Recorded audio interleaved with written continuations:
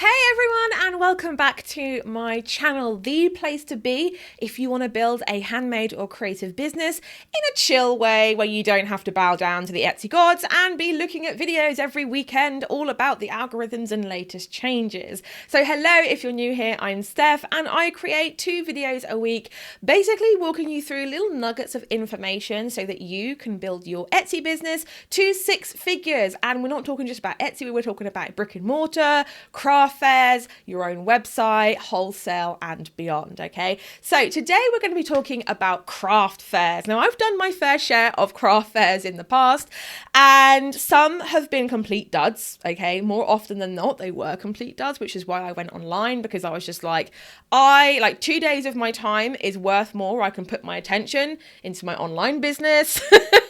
Like it seemed a little bit of a no-brainer for me, but I did really enjoy a few and I did make a fair whack at a fair few of them. So I'm going to be sharing some of my tips, like when to say no to craft fairs, how to know if a craft fair is going to get you sales, and these are my tried and true methods that you won't find anywhere else. So if you like the sound of that, give it a thumbs up. This video, I'm not very good at this YouTube thing. And please do subscribe to my channel, do all the things, basically, do all the thumbs uppy things. But let's get into the first section. So the first section is how to choose your craft fairs wisely so that you give yourself the best chance of actually getting sales. So the very first thing is look at other vendors. So if you are doing like a big agricultural show, 9 times out of 10, especially in like COVID times, people have websites now. Before COVID, like your local church fete didn't have a website. Now they do. You want to look at other vendors that are going, okay? And you want to see if they have the same target audience as you, because chances are they've probably been going to that fair for 5-6 years.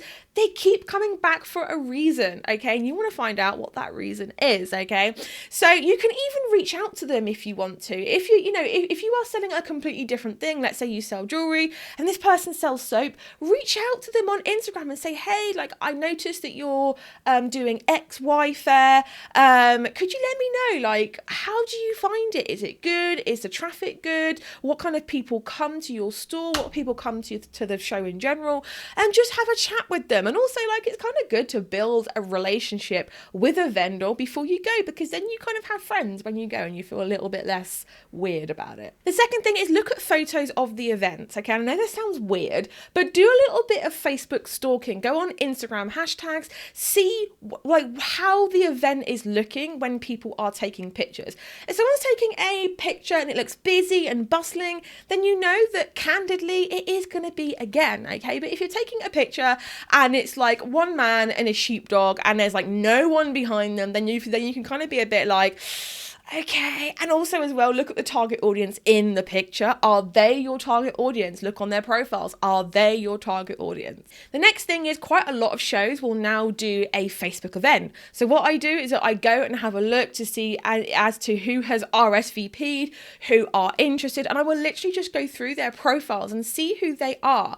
Are they, again, in my target audience? Can you see a theme here? You need to make sure that the people going are your target audience. And the bottom line is the more information you can glean about that before you go, the better. The next thing is go to the event yourself, especially if it's like one that's run every month or every week. Now, if it's one that's run every single year, I actually do plan ahead and I tend to attend the event before I even went, okay, which sounds bizarre, but big agricultural shows can be expensive. We're talking £400, £500, £600 a stall. I've even paid £1,000 for a stall once. Don't do that again. But I actually go to the event the year before and kind of scope it out. And also what I'll do whilst I'm there is that I will talk to the vendors. I'll go and I'll say, hey, how's your weekend going? Is it doing well? If they say anything but, yeah, you know what, it's going really well, then I'm like, I'm going to put that in a tick for the no column. But if they're saying, yeah, or if they're saying, no, it's not really good, either way, you can get a really accurate representation as to how it's going for them. And the next thing that I did quite a lot is that I emailed the people who sort out the event, whoever they are, and I just say, hey, like, what are you doing and who are you advertising to? Who is your target audience? What are you doing to get them in? And literally, like 9 times out of 10, they'll actually have like a really pretty self-made pack. They just send that to you in a PDF over email, and you can just have a little look through it and see where they're running their ads to. Really, the successfulness of a event will depend on how they are running ads and where they're actually running ads to. Okay, so you want to just make sure that they are putting a lot of money into ad spend. They're doing their fair share of bringing people in and not just charging you for an event where they're like, yeah, I'm going to put it on Facebook. And that's pretty much it. You want to make sure that they are running ads, they're putting signs up, they're letting people know. Okay.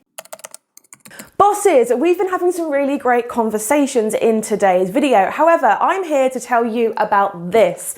This is called your conversion rate, and I've actually made for you in the description box below a free 90-minute conversion rate masterclass. So I'm just going to quickly explain to you in 1 minute why this is important. Okay.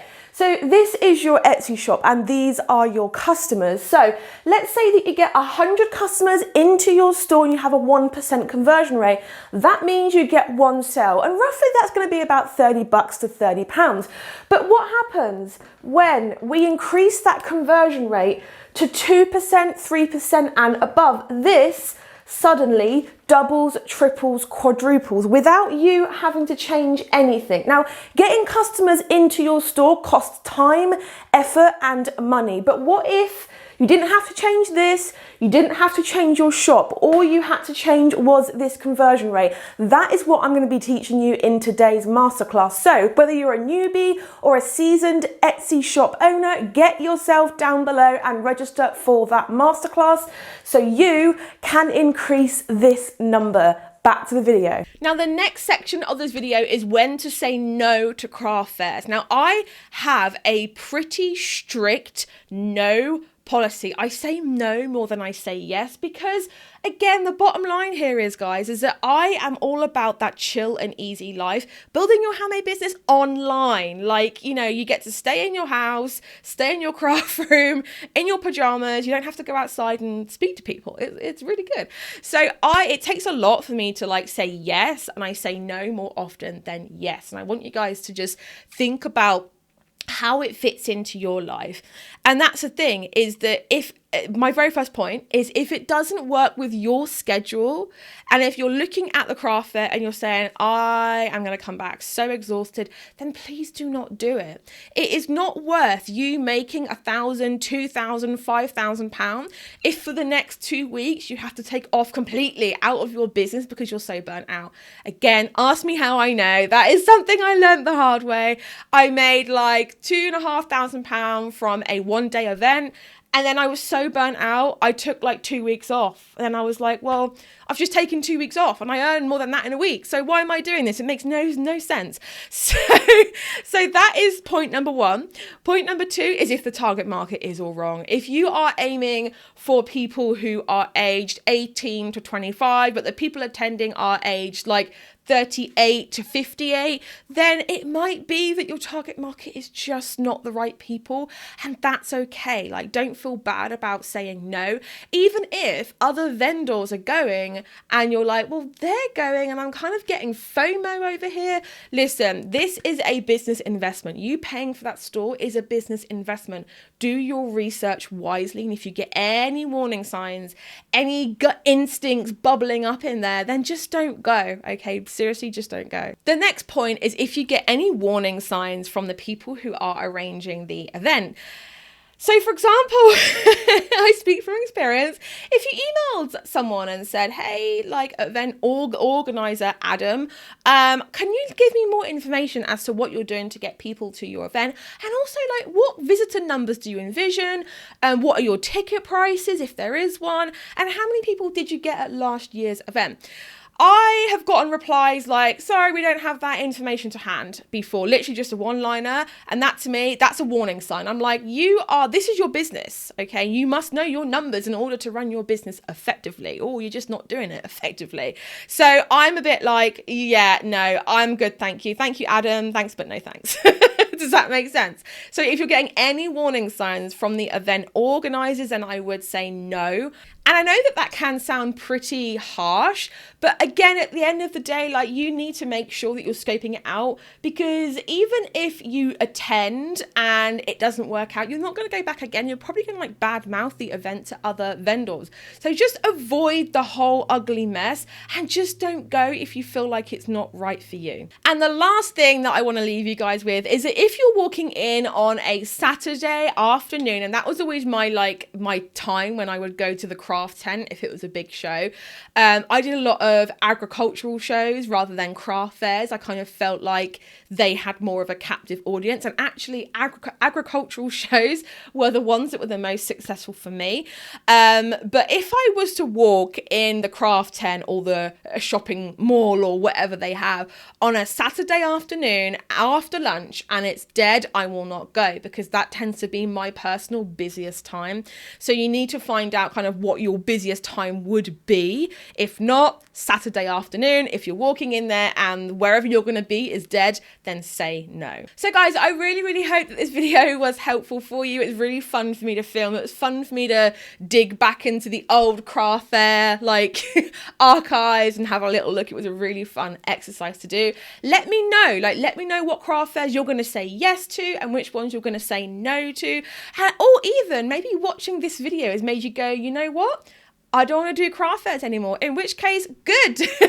That is what we do at Handmade Bosses. Like, that is what we do. We're teaching you how to start, grow, and scale your creative and handmade business online, so you don't have to even leave your house or get changed out of your pajamas. How amazing does that sound? So guys, I would really love for you to join the Facebook group. Don't forget to get your seat in the free training below that is literally going to show you how to make more sales online in your Etsy shop. But for now, guys, I will catch you in the next video. Bye, everyone.